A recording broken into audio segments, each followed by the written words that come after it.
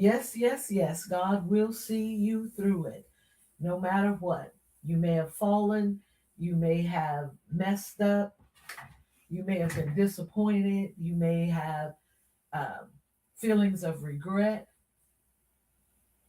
but you got to get back up. You may have applied for a job and didn't get the job. You may have gotten laid off. I mean, there's so many things that happen to us in life, but you got to get up. You can't stay down.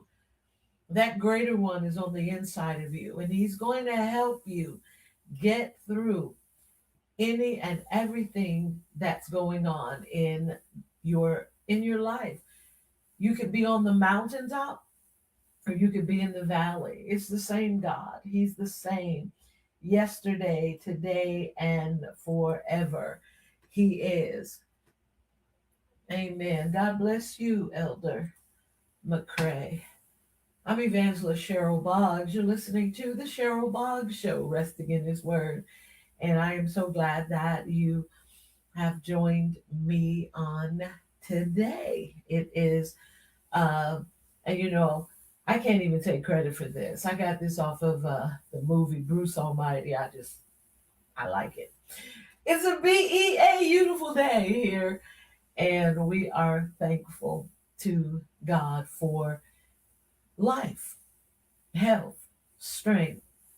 Find something, large or small, that you are thankful for, and concentrate on those things. That's our that's your scripture point for today. Whatever things that are lovely, go to Philippians 4. Think on these things, okay? Think on those things. Not all the negative stuff, because it'll think on the goodness of Jesus. All right, well, I believe. No. I have the honor and the privilege of, let me see, what is his name? I think it's Gerald McBride, I believe. Hello, brother Hey, how you Gerald. doing? How you doing? I just thought I'd mess with you. I'm doing good. How are I you? heard you. I heard you. Let me make sure I spell my name right. Gerald. Yeah, okay, I'm good. Yeah. Oh, okay. I was going to say I would be the one. I did I mess your name up? Well, welcome to the Cheryl Boggs Show. Oh man, thank you so much for having me again. Again, I know it's been a while, but Yeah. it's so good to be back. How you been Well, doing? I've been doing good, doing Awesome. good. Yeah. Awesome. So I am so excited um, because when you were on last time, Mhm. we were promoting the movie The Right. Rhythm. Right. And I was laughing because when I was doing the flyer, I still had, writer, producer, director, or something like that. And I was like, no, now we're going to talk. He's an author now. So tell us a little bit about your journey before we get into the book, um, God and the DJ. Tell Yeah. us a little bit about Gerald. About me, I have been in radio almost for actually celebrating 45 years in broadcasting Wow. this year. Yeah. I'm, a And little, I'm just a little over that. you just right. Exactly. Exactly. But just had an amazing radio career. I just thank God for allowing me to continue to do this. Something I started way back in high school, and I went to Mumford High School here in Detroit. Go Mustangs! Mustang Woo-hoo. for life, right? But just kind of up and down the dial, as they say, and I think and I talk about this in my book. It was just my mother always kept the radio on when we were young, so we kind of grew up on radio, back then, radio was just so important to the African American community. If you wanted to know what was going on, you had to listen to the radio. So I had all my favorite DJs that I listened to and all my favorite radio stations. And I just thought one day, you know what? I, that's what I want to do.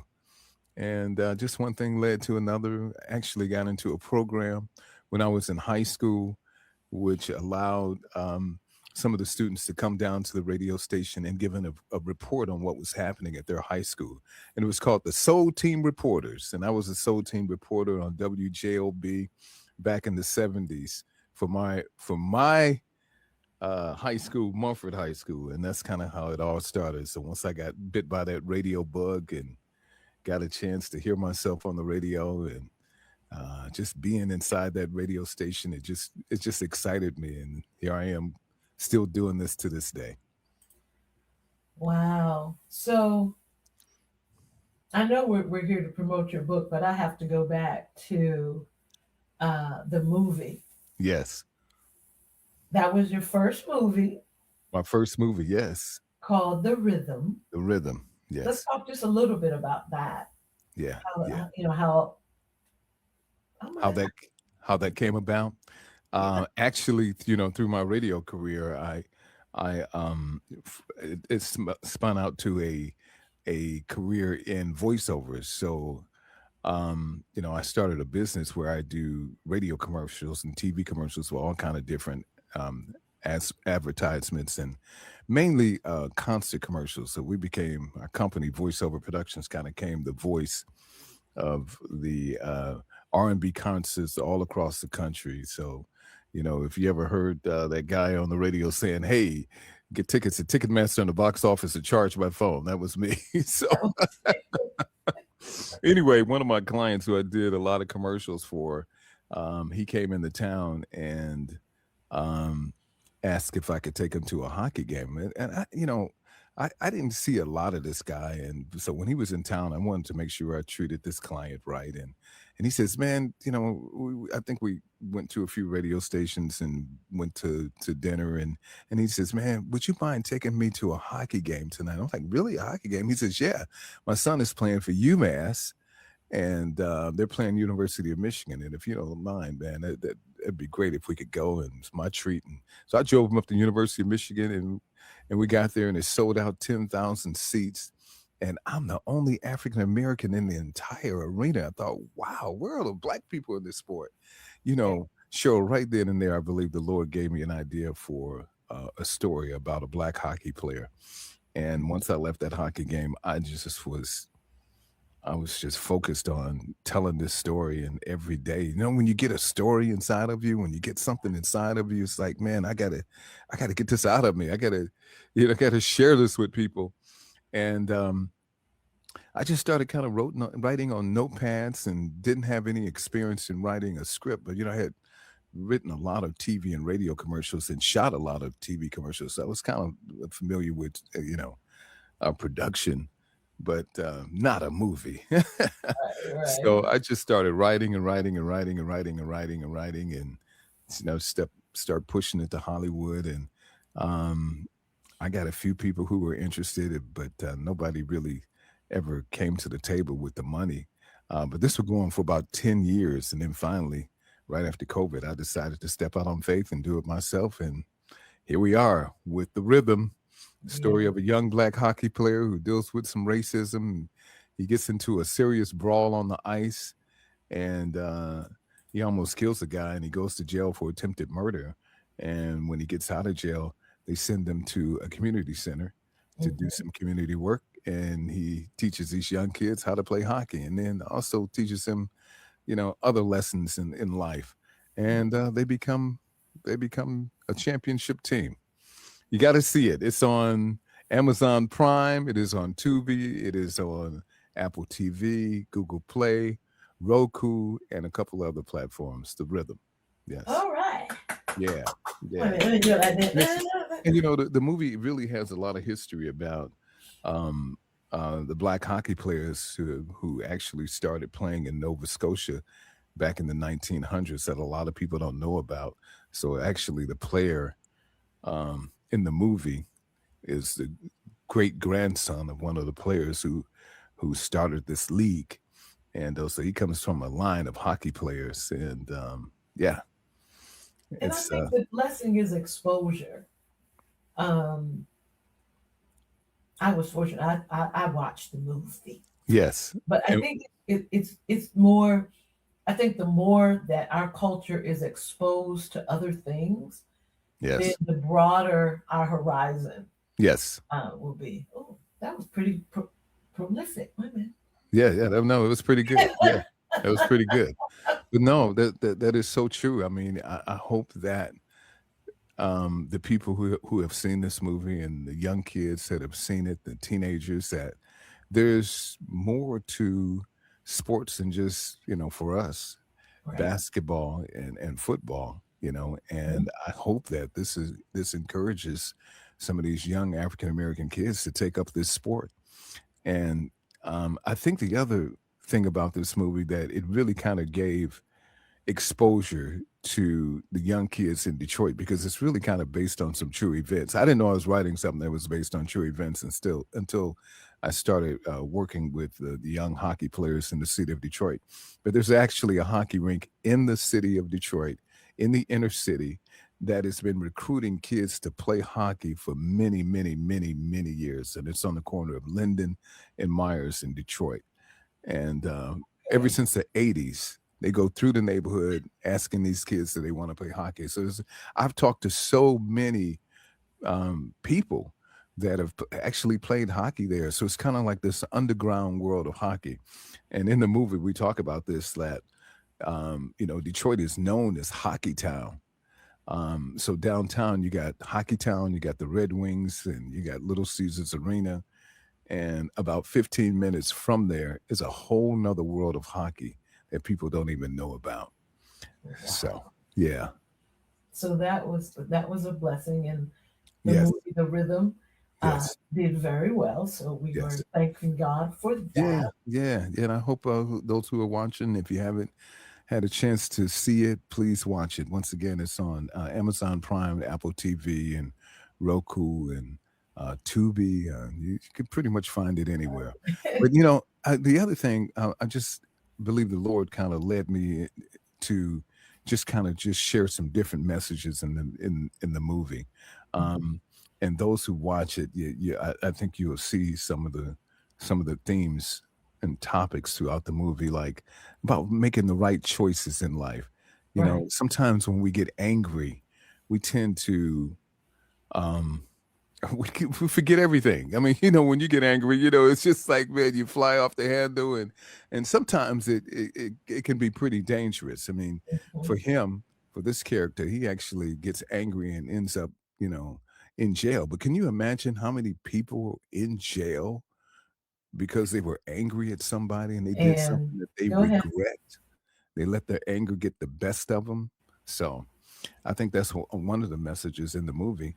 And then also to believe in yourself, to believe that you can do something that you've never tried before, um, and to have perseverance and faith. And of course, the meaning of the cross, which is so very, very important in the movie. In this movie, we're not beating people over the head with the Bible, but there is an underlying theme of trusting God in the movie. Absolutely. Yes, yes, yes. So you stepped out of in faith or on faith, Yes. and you got the movie. Yes. God provided uh, Yes. the finances, and Yes. so after that, you decided that you want to do a memoir or you Yeah, write yeah. a It book. it actually kinda happened during the making of the movie too, and if I could share this with you, what happened, I have a cousin, well, I had a cousin, she just made a transition a few months ago, but, a few years ago, she reached out to me and she said, "Gerald, would you mind just jotting down some information about yourself? It doesn't have to be fancy, doesn't have to be a whole lot, but if you could do a couple of pages about your life, because what I'm doing is putting together a scrapbook with a few relatives, and I'm doing this so that we'll have a family history, so we'll be able to pass this on to the next generation, and the next generation they can go through this book and look at who was who. I mean, and that's Right. very, very important. And to be quite honest, I kind of wish my parents would have really took the time to do what I did in writing something down like that. I just took it a step further when I started writing. It was like, oh wow, I got to tell this story and that story. And, I'm thinking about my kids and things that I wanted them to know, even though they've heard some of these stories. But when you write it down and you with such detail, Right. there's a big difference. So um, yeah, I was thinking about my kids when I was writing this book, and my listeners too, my radio listeners too, to kind of give them an understanding of what my journey was like. But it all started because my cousin said, "Can you jot down a couple of paragraphs about your life?" And I just kept writing and writing and writing, and next thing I know, I was like, "Wow!" Just talked to a couple of friends of mine, and they were saying, "Wow, you need to keep going. This could be a really good book." After I shared a couple of stories with them, and then I reached out to a publishing company, and I found just one of the most remarkable publishing companies who were believers and who would pray with me about what I needed to write. And just guided me through the whole process of writing this book. And they're called Owens Publishing. I want to give a shout out to Dawn and her husband Jesse, who really helped me so much in developing this book to where it is. Um, but yeah, it was just it probably took me about 2 or 3 years to after I started writing. It's like, when you write a book, man, you read it and then you go back and you write. You read some more, you go back, you write, you rewrite, you rewrite, you rewrite, you read, you rewrite, you rewrite, and it just goes on and on and on until finally you're like, okay, let's let it go. This is it. And what's really interesting, Cheryl, even as I was writing the book, things were happening in my life that I felt needed to be in the book. It's almost like God just kind of just said, okay, wait a minute, hold up. You're not finished yet. Mm. And then I would go through some things that were just uh, life lessons, that were just life lessons. So actually, the book really ends with things that I've experienced like in the last year. So yeah, it's been an amazing experience. Yes. So, if I was reading correctly, your DJ career Mhm. actually started in a cousin's basement or Well, garage no, or no, something like that. actually, in a nightclub. In It's the night. so it kind of started. Well, it actually started before that. Like I mentioned before, it actually started in high school as I became a soul team reporter for Mumford High School. But then after graduating out of high school, you would think, of course, I wanted to go right into college, but my family couldn't afford that, and I ended up going to work in a nightclub. Go figure Okay. that. Yeah. So my brother had a nightclub in Detroit, and I actually started out. I put this in the book. This is one of the stories in the book. Um, I started out as the dishwasher there, thinking actually when he did this grand opening, I'm thinking, I know you look, hey, bro, you're my brother, you're my oldest brother. I know you're gonna let me be the official DJ in this nightclub. Well, I was wrong. He gave me the job as the dishwasher. He said baby steps. Gotta take Yeah, baby. yeah. I don't know if he knew how serious I was about this whole DJ thing. And this was during, the '70s, so disco was just kind of taking off, and yeah, so uh, I was the dishwasher. I got a job as a dishwasher, and my job was to stock the bar. I was also a porter, and so I would just kind of stand in the back and watch these other DJs, motivating the crowd to get up and dance, and how they did their thing. And during the daytime, I would go up and while nobody was there because I worked the day shift, but of course the night crowd and the party didn't start till later on that night when the DJ would come in and play all the music.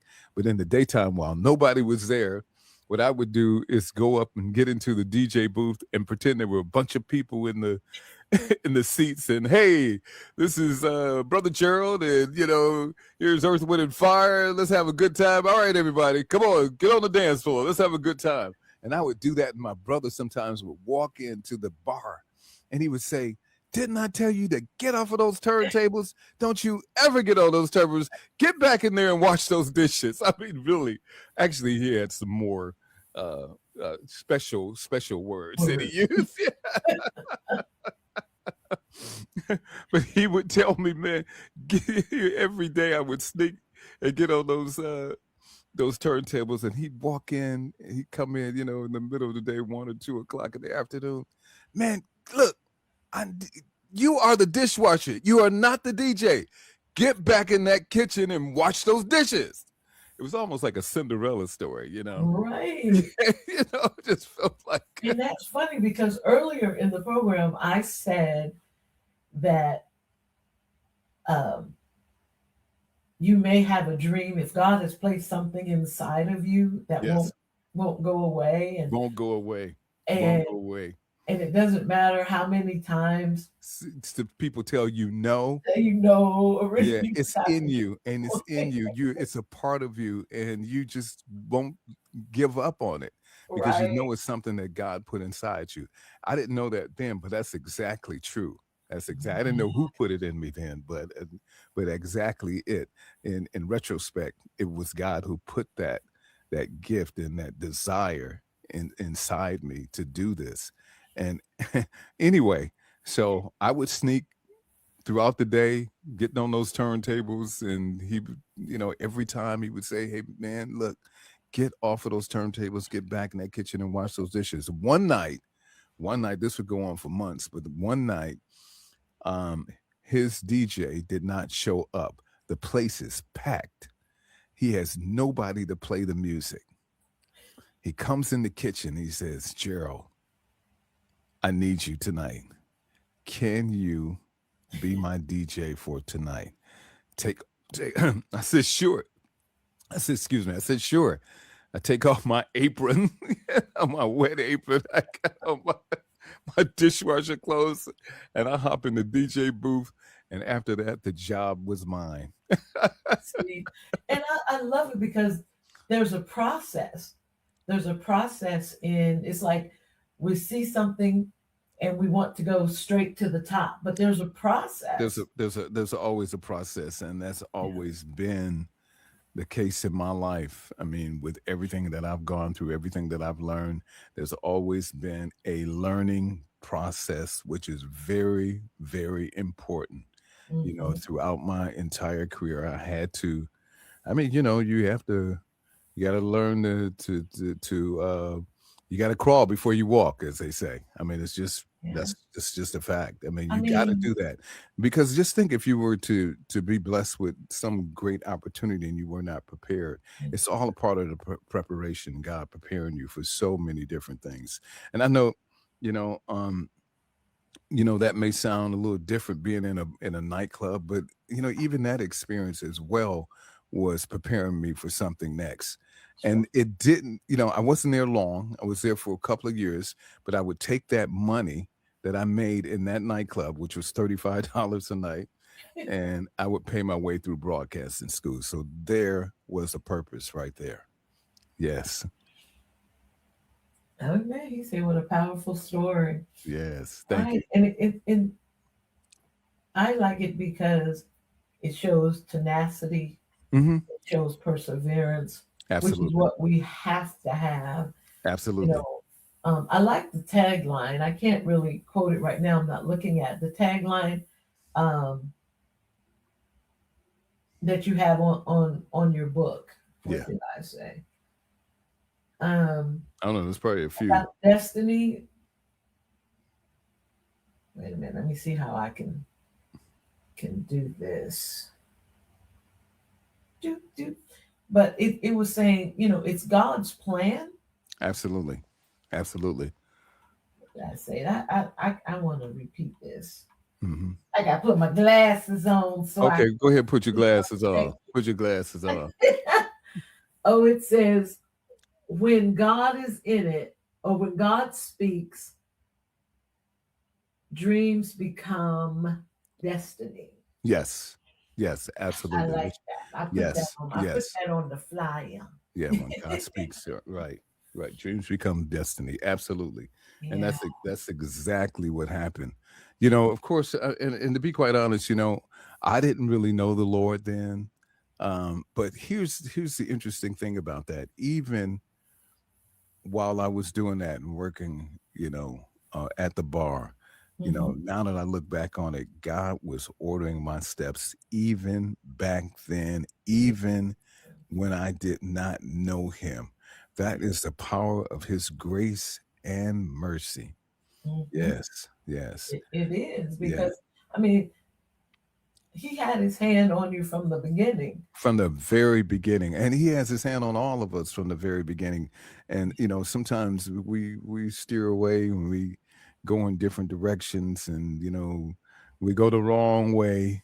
But God is still Yeah. there. He's And still he's there. But you know, yes, I he's at with some us. point, at some point we have to stop and acknowledge him. And I'm so glad, you know, in my 30s, by the time I got 30, that I realized I needed to stop and listen to what he had to say. Mm, Absolutely. And things would just change so much. And that's pretty much what I, you know, what I do in this book is kind of take people through the chronological order of my life and where I met God. You know, yeah. he was there all the time. I should, you know, he was there all the time, but where I gave my life over to him to guide me is the Yeah. way I should put it. And, Absolutely. and then you did voiceovers and Yes. commercials for people like Yes. Prince and Luther Yeah. Yeah. Vandross and Yeah. Yeah. Janet Jackson, Yes. just to Yeah. name a few. Cheryl Oh, Boggs, yeah. Yeah. she's still up and coming. So here's what happened. And let me just tell you another quick story. So after um, you know, I pay my way through school with this nightclub gig. I graduate from the broadcasting school, and I'm thinking, okay, now I got to get my job in radio. I mean, I've always wanted to be on radio all my life, but I ended up getting a job as a maintenance man at a carpet store.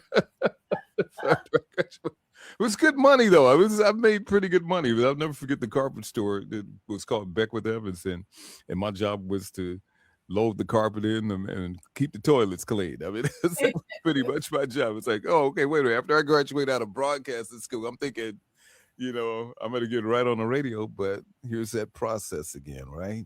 Mhm. And Yeah, still holding on to your dream. yeah, So I would send out tapes, and that's what you had to do in order to get a job. You had to send out back then. We had these reel to reel tapes, and I would send them to stations, and I kept getting nope, yeah, not yeah. good enough, no experience, no, no, no, no, so many no's, and then I finally get a yes for a part-time show in Flint, Michigan. And I'm thinking, wow, finally, I've been waiting on this all my life, Cheryl. I'm like, this is it.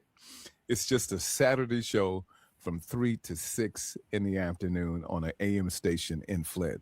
So I get the program director. The program director calls me and he says, "Okay, yeah, this is going to be your shift. You know, we'll give you a shift every Saturday from 3 to 6 o'clock.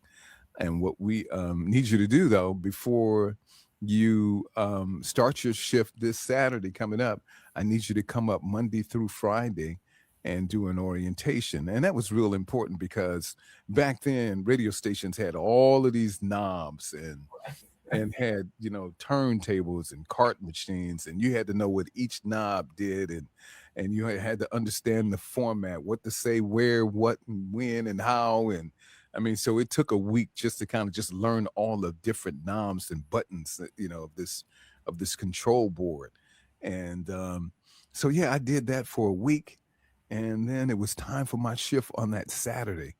And I'll never forget standing in the studio and, you know, thinking I'm all prepared, waiting on this opportunity that I've been waiting on all my life. And the guy says, up next is Gerald McBride. And I was like, oh my goodness, this is it. This little AM station, Cheryl. I'm thinking the whole world is listening to me, and I'm just getting so nervous when he said that. And the guy gets up and says, "Okay, all right, man, you got it." And he walks out of the studio, and I sit down in that chair, and I'm in front of the mic like I am here, but turntables are I'm way in the back. Back then you had these turntables, and so I queued up my record, and it was just about to be 3 o'clock, and I was getting ready to turn on the mic and do the station ID WAMM Flint, but I had to start the record first and had it queued up and ready to go. When I got ready, I'm so nervous. When I got ready to start that record, I knocked the arm off the record and it goes scream into the air, and I was like, "Oh no!" I'm just in panic. Cheryl, the program director, comes in and says, "You're fired. Get out of my station." Cheryl, before I could say my first words on the radio, I was fired. No. The guy kicks me out of the station. And I'm thinking, man, I blew it. I blew it. I was like, that was my only chance. I had been waiting on this all my life. I go back to the carpet store. I go back to cleaning toilets and rolling up carpet rolls and thinking, I will never get another chance. That was my chance. But God. I still didn't know him. I didn't know him. I knew about him, but I did not know him. 3 months later, a friend of mine who worked at the station called me, says, "Man, I talked to the program director, and he's going to give you another chance. You want to come back?" I was like, yes.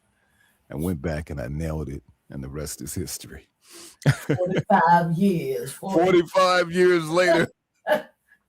45 years later. But what I'm hearing, God speaking throughout this whole entire program is, is don't give up, even though. Don't ever give up, even when you mess up. Even when you mess up. Right. Yeah. Right. That's right. Right. God is ordering your steps. And when you fall, he will lift you back up. When you fall, he will help you get back up.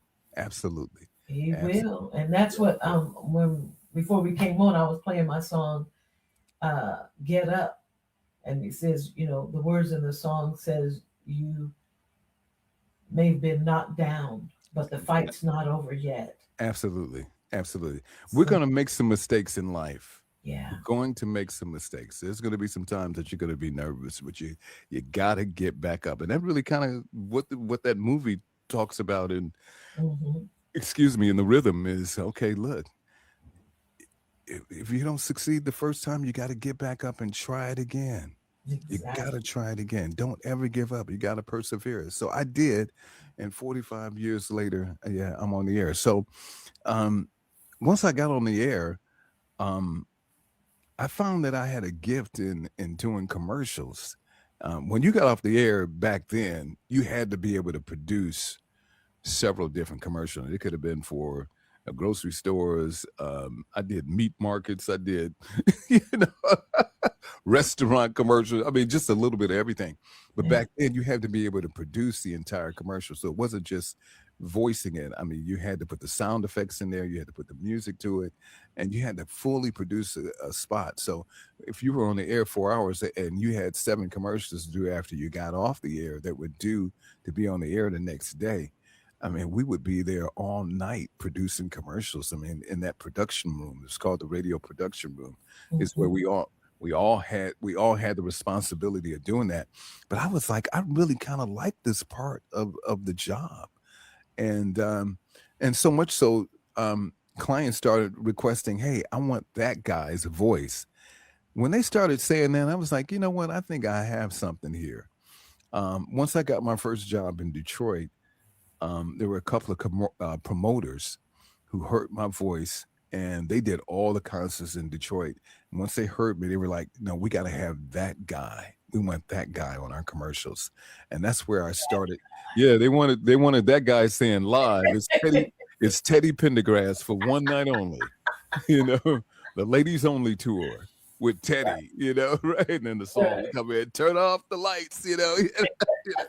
So they were like, no, we wanted that guy, and I became the voice of this company called Taurus Productions, who did all the commercials, uh, all the concerts rather in Detroit, and that just kind of grew and grew because I knew I had something then, and then on top of that, I was being paid $50 a commercial. I was like, come on now, what 50 a commercial? Like, even though one commercial back then would take me, 5 hours to do.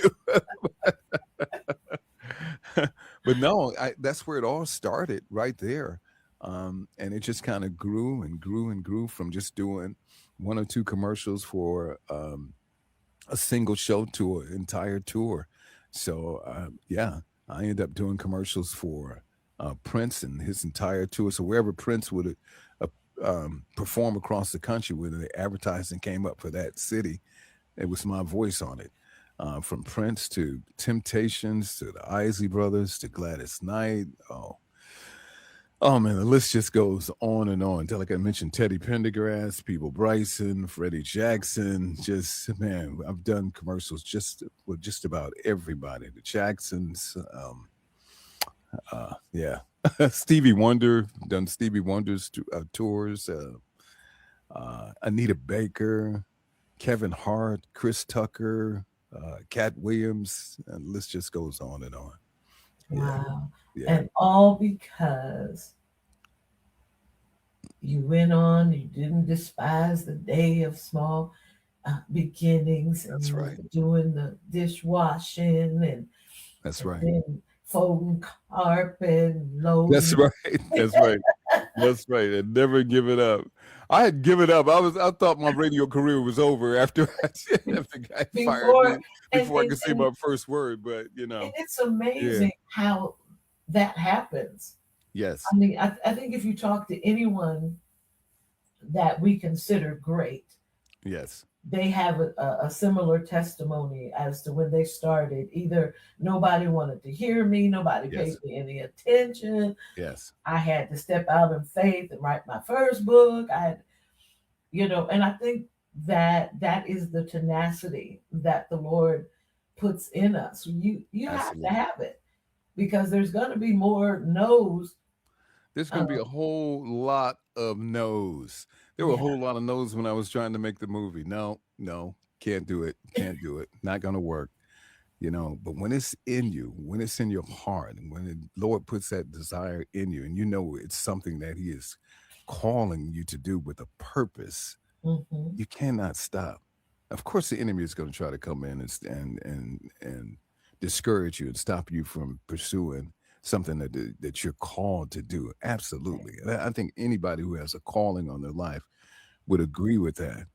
That yes, there's going to be all kind of obstacles and barriers, and that you're going to have to overcome, and that's just life. It's just life, and and those who persevere and keep going are the ones who have the victory. amen. Absolutely. Well, I'm Yes. Evangelist Cheryl Boggs, and you're listening to the Cheryl Boggs Show, resting in His Word, heard here live every Monday, starting at 5 Central, Yeah. right here on Fishbowl Studios, as well as churchtalkmedia.net and on YouTube and on Instagram. Yeah. Welcome the Instagram family. And you can always go to Cheryl Boggs, my YouTube channel, and you can listen again to this interview. Yeah. That is my station identification.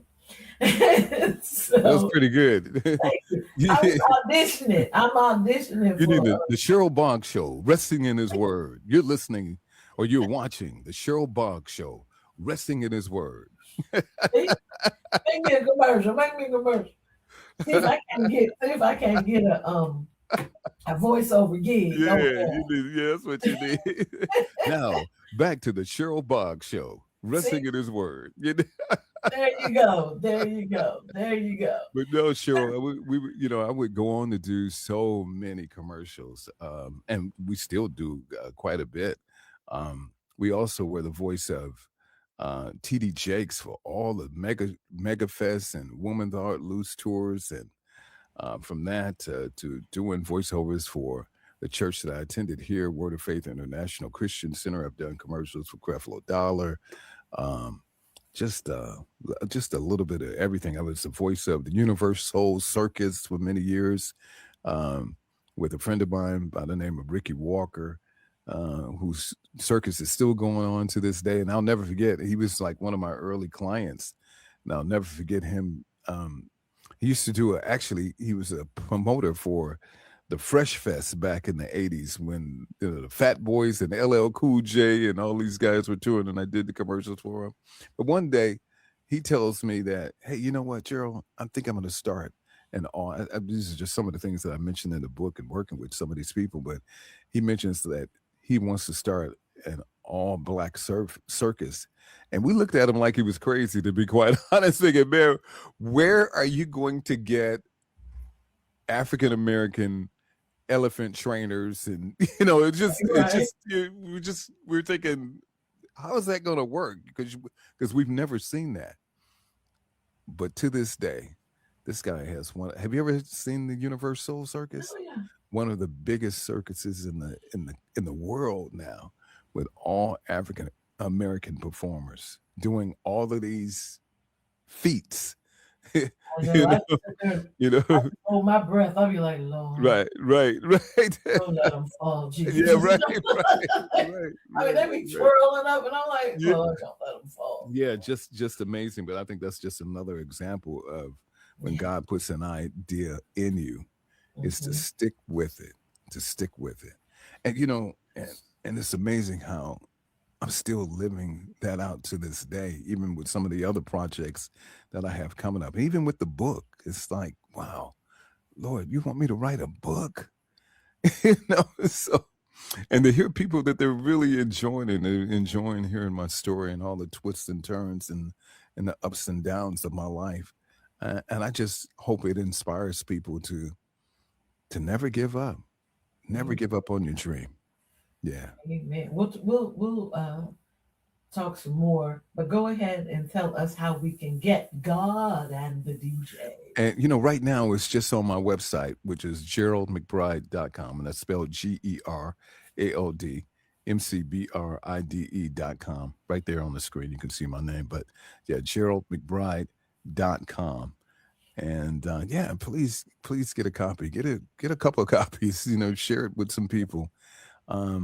But so far, the book has been out just a couple of weeks, and I got some embarrassing stories in there. I'm being pretty transparent about my radio career and things that happened and the ups and downs, and I just, like I said, I just hope people understand that, hey, even if you mess up,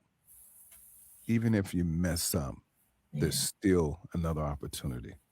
And God is a God of not just, one chance, but second, third, fourth, fifth, sixth, seventh, eighth, ninth, 10th, 11th. I mean, he'll never give up on us. He will never give up on us. He won't. Yes.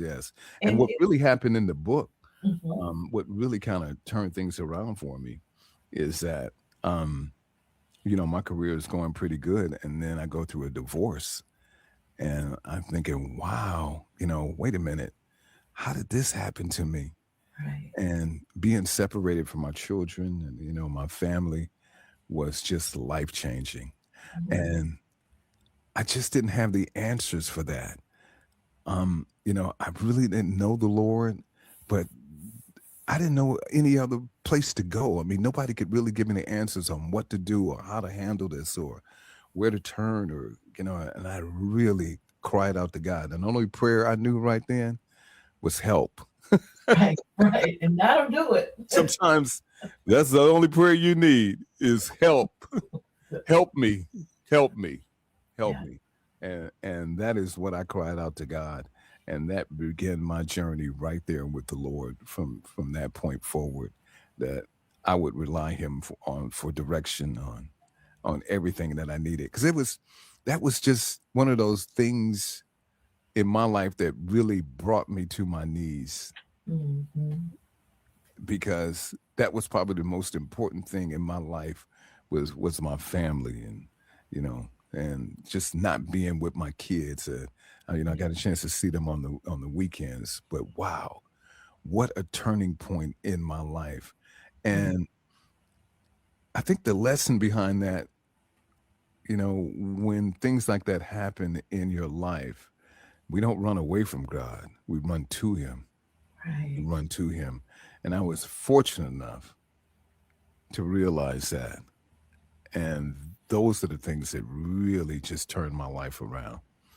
And and just developing a intimate relationship with the Lord. I mean, church is great, and a good church will teach you how to do that. But it's the one-on-one time that you have with the Lord, the intimate relationship that you have, and learning to hear his voice. It's not, it's something that we really have to train ourselves to do, Cheryl, when you really think about it. Just something that just doesn't happen. You have to really, really focus in. I mean, if you really want to get to know somebody, how do you do that? You spend time with them. Time with them. You Yeah. spend intimate time with them. Mhm. So I just learned from that point forward, Lord, I need to talk to you every single day. I need to get instructions from you every single day on what to do, not just, you know, um, in business, um, Mhm. in everything. It's the word says, acknowledge him in all your ways and he will direct your paths. And Yeah. sometimes we just forget that he's there. Mm. Yeah. His arms are open wide saying, hey, look, I got the answers. Come to me. Learn to hear my voice. My sheep know my voice, but they got to spend some time. Come on, preacher. Come Yeah. on, preacher, Yeah. preacher, You got to spend some time preacher. with them. You got to spend some time Yes. with them to really learn his voice. That's just like anything, you know. Right. It's like you got to spend some time, intimate time.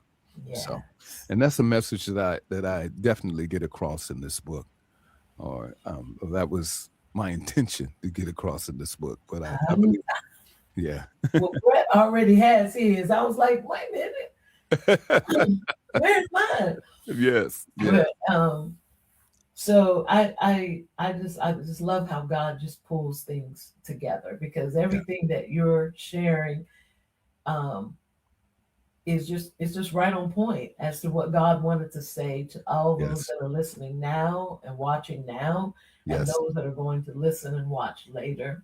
yes, It's powerful, and I always enjoy um speaking with you, and I'll tell you something real funny. I was sitting down and I said, Lord, I don't have a guest for Monday. And I politely heard the Holy Spirit say, call Gerald. wow, I wow. said, Thank you, Holy Spirit. I was like, oh, okay. Wow. So, because I always pray to see who God wants on the program, but I just thought that was funny. And so Yeah. then when I said, well, that was what, Saturday, Friday or Saturday. I said, well, I just threw it out there and you were Yeah. available. And I just love how God just pulls all things together. Yes. You're an Yes. awesome man of God, Yeah. and your family, your Yes. movies, your book. I'm gonna say books, your movies. Yeah. I'm sure Absolutely. there's more coming. Absolutely. Absolutely.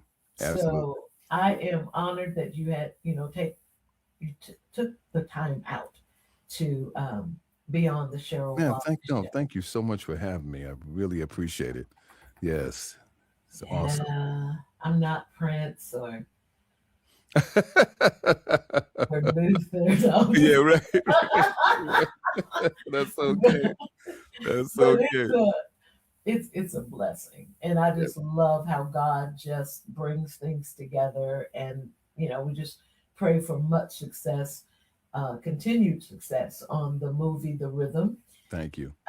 Like you said, it's on Apple, it's on Prime, Yep. Prime. Yep. it's on Roku. Tubi, it's Tubi. on Roku, Yep. Yep. Yep. and God and the DJ is God and the J. available at At GeraldMcBride.com. GeraldMcBride.com. Yes, yes. Gerald, that's Gerald with a G. Gerald with a G. That's right. Gerald with a G. Yes. All right. Well, thank you so much for hanging out with me today. Man, thank you so much for having me. Thank you You're so much for having me. welcome. You're Yes. welcome. And I just want to encourage people, if you get a chance to read a book, feel free to send me an email, and that's vopgerald@gmail.com. V is in Victor, O is in Oscar, P is in Paul, Gerald@gmail.com. I would love to hear what you think and what you got out of the book, and if it inspired you in any way possible. Yes, absolutely.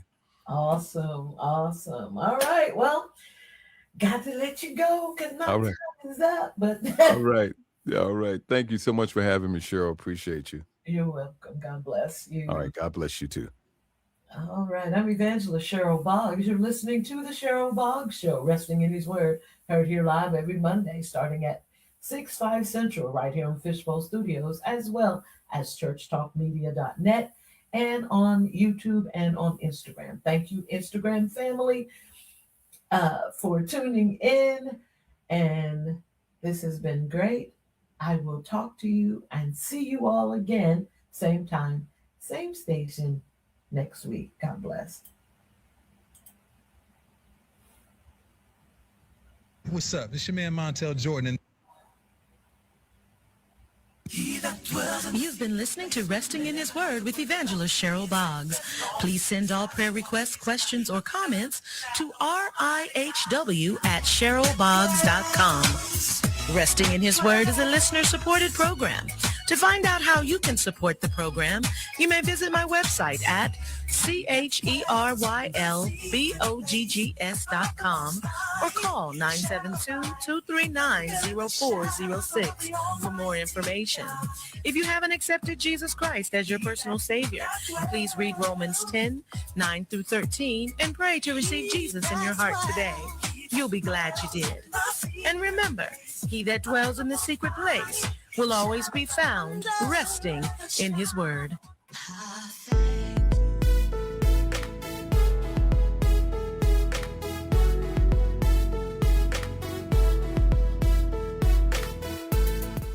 Everyone, I'm Dr. Nakia Hammonds-Blakely with iChampion Publishing, and we're proud to announce the release of a powerful new book by new author Elder Brett Guilford. It's titled From Mess into a Masterpiece, and this isn't just a book, it's a testimony. In From Mess into a Masterpiece, Elder Brett courageously shares how God often takes broken places, painful seasons, and real-life messes and transform them into something meaningful, healed, and purpose-filled. Can God really use this part of my story, we might ask? The answer is yes. As a publisher, we don't just release books. We steward stories that heal, restore, and point people back to truth. And this book does exactly that. From Mess into a Masterpiece is officially on sale now on Amazon and wherever books are sold. And I truly believe it's a word for this season and a powerful way to begin this new year. We invite you to watch the interview, support this release, and most importantly, receive the encouragement that God has for you through these pages. Your mess does not disqualify you. In God's hands, it actually becomes a masterpiece. So stay connected to us here at iChampion Publishing, support new author Elder Brett Guilford, and join us in celebrating this new release.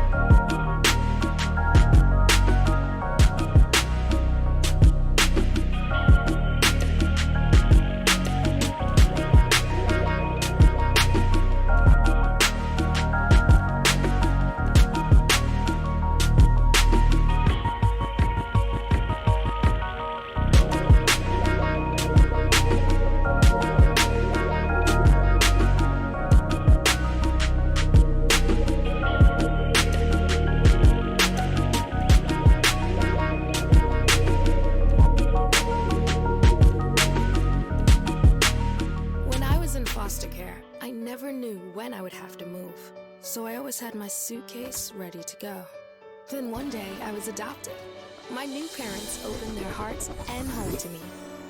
My parents cook my favorite breakfast for me every morning. My parents take me on trips I never thought I would go on. They gave me a home and an even better reason to use that suitcase. My parents aren't perfect, but they're perfect for me. We said we'd never break the 3-second rule. Never do that. And never become a minivan mom. Hey, Chris. As parents, we say never a lot, but never happens.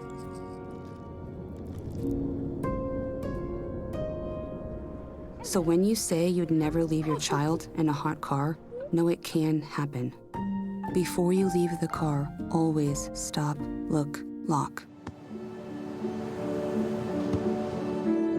I don't remember how it started. Go to that. Our back and forth. It always came back. Dad! You probably don't remember what you told me, That was perfect. but I heard every word.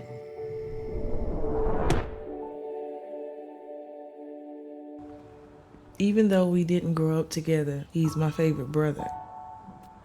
Hey, sis. I'm the baby of the family, and he's the gentle giant. What you know about Port Georgia? Man, please, that's a classic. You know when they say people are a rare breed? Yeah, he's that. I'm sorry, I'll be back in a few hours. Don't worry, Cheryl. You know I'm for you. I know. Go get the football. That was my favorite memory. He was always for you. This is a true story of me, Bridget Floyd, and this guy, George Perry Floyd Jr., my big brother.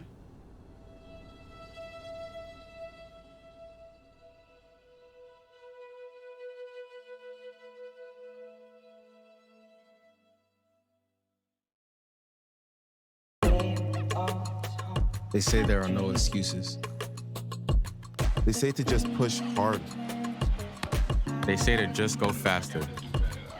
But when we're on the field, they don't know what's going on inside us. How hard is too hard?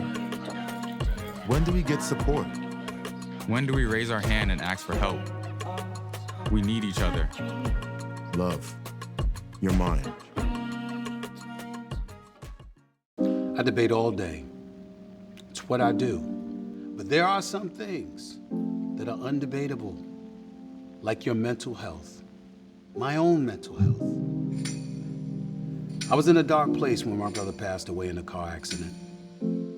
I've never been more devastated than the day I lost my mom.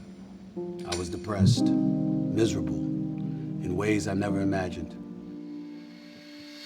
I reached out, and my sisters came, my pastor, my therapist. They helped me get through it. I found that the more I spoke up, the healthier my mind became. The chaos that was in me began to subside. I was more focused, clear. When you love your mind, you can go so much further. That's not up for debate. Find mental health resources at loveyourmindtoday.org. Put a frog in a pot of boiling water and it'll jump right out. But put a frog in a pot of cool water and slowly heat it up, and that frog will boil. As veterans, we can tell ourselves the lie that it's easier to stay in that boiling water, to disconnect. But you've never been interested in easy. You are not a frog. Find resources at va.gov/reach. It's something about having that piece of paper. Some people think that's worth more than my skills. I've run this place for 20 years, but I still need to prove that I'm more than what you see on paper. You just gotta be so good they can't ignore you. It's the way my mind works. I have a very mechanical brain. Analytics and empathy. That's how I've gained clients. I am more. I'm more than